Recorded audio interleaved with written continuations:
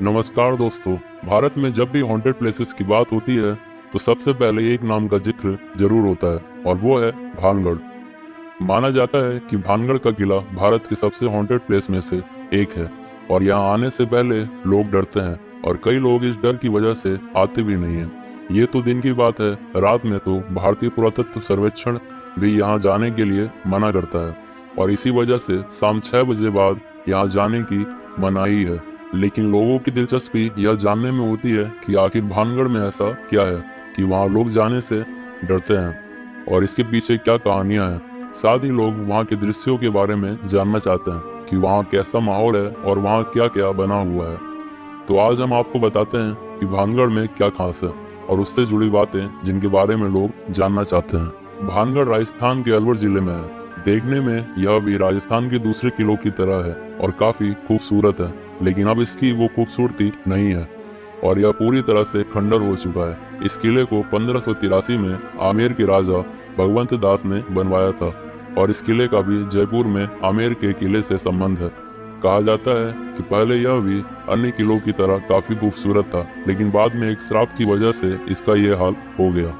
यह श्राप की कहानी ही है जिसकी वजह से लोग यहाँ जाने से डरते हैं। तो आपको बताते हैं कि भानगढ़ को लेकर क्या कहानी है। वैसे तो भानगढ़ को लेकर कई तरह की कहानियां प्रचलित हैं, लेकिन सबसे ज्यादा चर्चा रानी रत्नावती और श्राप वाली कहानी की होती है। कहा जाता है कि यहाँ एक राजकुमारी थी जिनका नाम था रत्नावती। रत्नावती अपनी खूबसूरती की वजह से मशहूर थी और उनकी सुंदरता की बातें काफी प्रचलित थी। हर कोई उनसे शादी करना चाहता था और एक किले का ही एक तांत्रिक भी उन चाहने वालों में से एक था।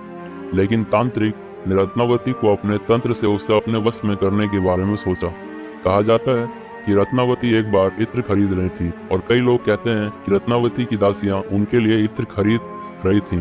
फिर उस तांत्रिक ने राजकुमारी के इत्र को तंत्र के जरिए मंत्रित कर दिया था और जब यह इत्र राजकुमारी के पास पहुंचा, वो इस इत्र पर किए गए जादू को पहचान गई। फिर रानी ने इस इत्र को लगाने के बजाय फेंक दिया और फिर जिस पत्थर पर वो इत्र गिरा उससे वो तांत्रिक ही घायल हो गया। लोगों का कहना है कि मरते मरते उस तांत्रिक ने श्राप दे दिया कि अब इस भानगढ़ का विनाश हो जाएगा।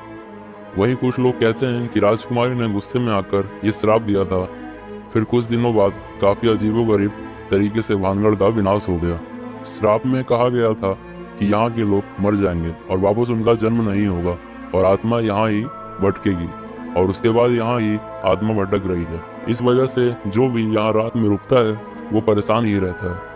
अब कहते हैं कि यहाँ औरतों की चीखने और रोने की आवाजें आती हैं। अब ये कहानी कितनी सच है ये कह पाना मुश्किल है, लेकिन स्थानीय लोग अक्सर कहते हैं कि किले के पास से औरतों के चीखने और रोने की आवाज सुनाई देती है और बताया जाता है कि यहाँ जाने पर कोई उन्हें मारने की कोशिश करता है और इसे लेकर कई तरह की कहानियां प्रचलित हैं। इस वजह से भानगढ़ किले में शाम को जाने में मनाही है। यहाँ जाने पर लोग बताते हैं कि जब भी यहाँ कोई रात में रुकता है तो वो मर ही जाता है या फिर 1-2 दिन में उनकी अकाल मृत्यु हो जाती है।